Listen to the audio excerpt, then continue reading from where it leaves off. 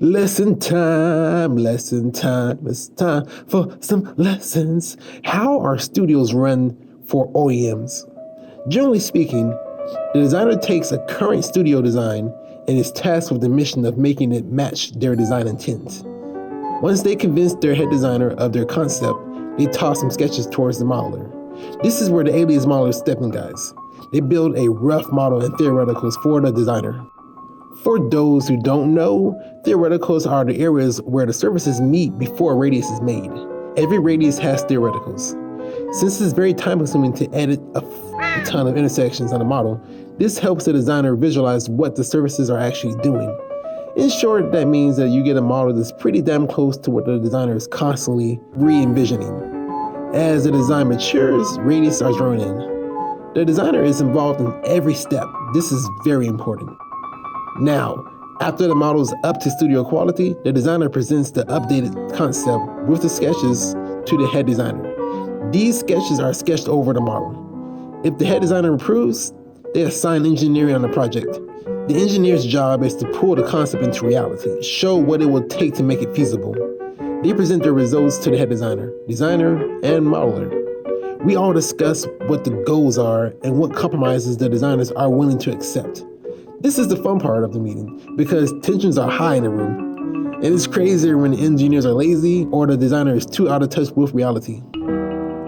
After the meeting, the designer and modeler review the model and engineering data to see what the next step should be.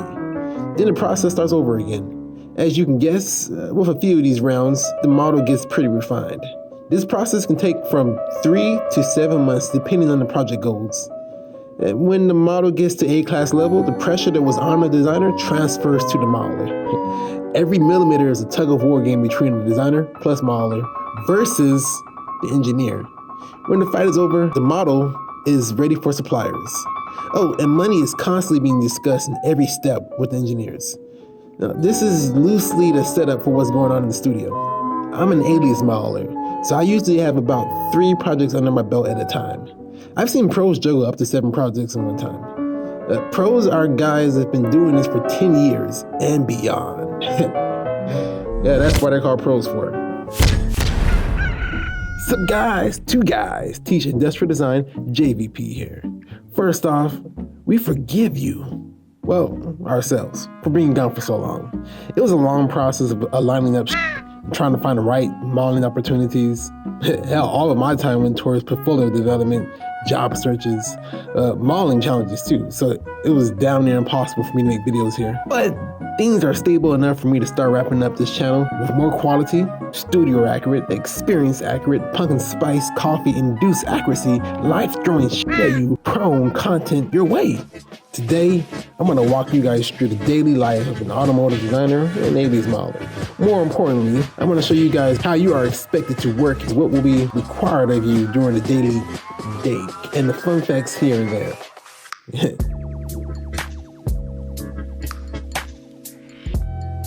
Oh, I guess this is where I should throw up the disclaimers. Yo, roll it!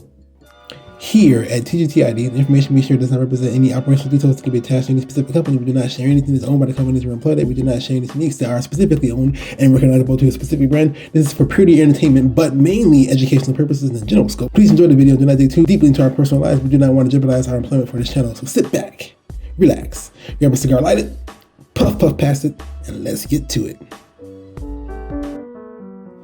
Okay, now that that's cleared up, back to the routine. The time is 8:15-ish.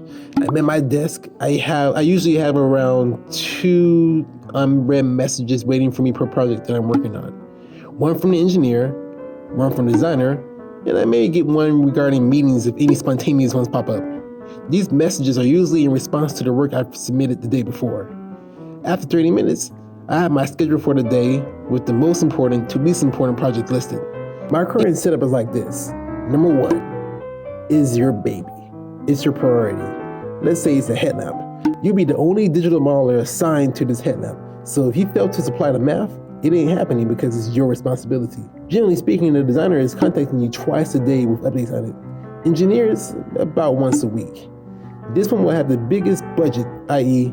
the most money assigned to it, so there'll be a lot of people micromanaging every millimeter, especially the engineers. The more features that are added to this headlamp, the more we will need to give an engineer the space, time for it. We modelers and designers push back whenever we see the technical data is lacking forward thinking. This is where the tug of war lives. And also discussions is for a whole different video. We'll get back to it. Just know that designers need modelers, modelers need engineers, engineers need modelers, engineers need designers, designers need engineers. Everyone needs everybody. We're a team. It's a team effort, period. Point blank, done and done deal. Oh, if the project is well funded, normally a clay model is built and updated right on par with all of our data. Number 2, number 3 will probably be related to the headlamp, since they know you are familiar with the area. Updates vary.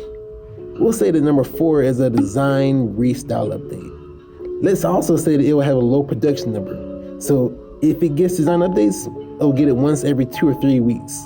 But with low budget projects, it just doesn't flow as fast. There's nothing you can do about it if there's no engineers available to guide your model. Things do rearrange if the head designer spontaneously wants something urgently. But for the most part, I'm in control of picking what I want to get done. Lunch comes around 12 and I'm gone for about an hour. When I get back, this is usually the period of the day where I adjust my timeline to what needs to get done. Yes, this is a daily thing because all schedules are fluid. If you create static ones, you will get burned. Be like Bruce Lee. Be like water. My day ends around 4:30, 5:30, depending on the workload. During the A-class modeling stage, I'm leaving at 6 or 7, if the engineers need my data the next day. Oh, and I guess as usual, I wrap my day up with gym or Netflix, depending on how tiring the day was. Yeah, and that's it right there. Boom, look at that. I wanted to make this video more in depth, since the last one we made a year ago was lacking information. Let us know what you guys want more detail on. I'll make more specific video on the areas you guys want. Now, as always, please subscribe, please like, please share. The more feedback we get, the more we're willing to share, create, keep this channel active. Help us out, we'll help you out. This is 2 guys teaching industrial design. We love what we do. Hey, remember, we're all in this together. Deuces.